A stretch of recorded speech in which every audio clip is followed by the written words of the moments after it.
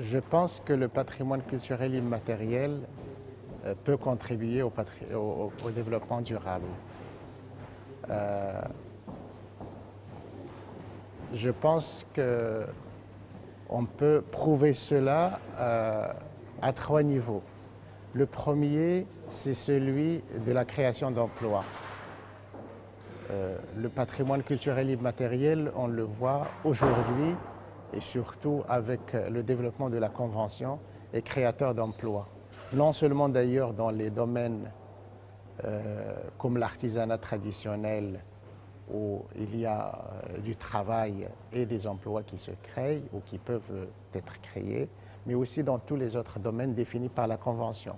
Les pratiques les pratiques sociales, rituelles et événements festifs, par exemple, les pratiques, les connaissances liées à la nature et à l'univers, les arts du spectacle.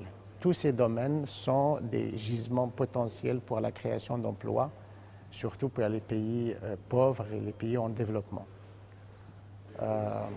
Le deuxième niveau, c'est celui de la protection de l'environnement.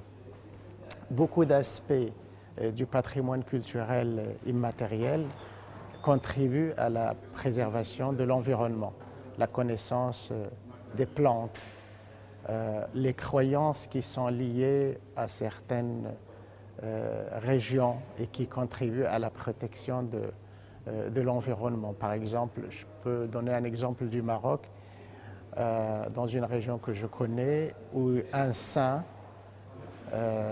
qui n'est plus visité d'ailleurs aujourd'hui, et dont le mausolée se trouve au sommet d'un petit monticule, protège une forêt quasiment fossile, dont il ne reste plus qu'une trentaine de pieds de genévrier. Et les gens ne vont pas couper ces arbres parce qu'ils considèrent qu'ils sont protégés par le saint et que s'ils les coupent, ils vont peut-être être maudits par la baraka de ce saint personnage enterré dans ce mausolée.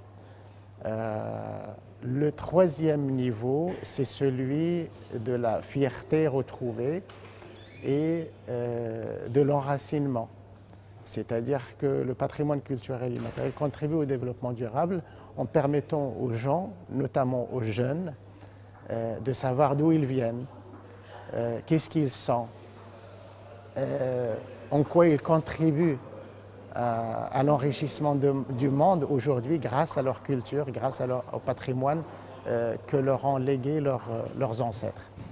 Donc ces trois niveaux me semblent, entre autres, donner la preuve que le patrimoine culturel immatériel peut effectivement contribuer au développement durable.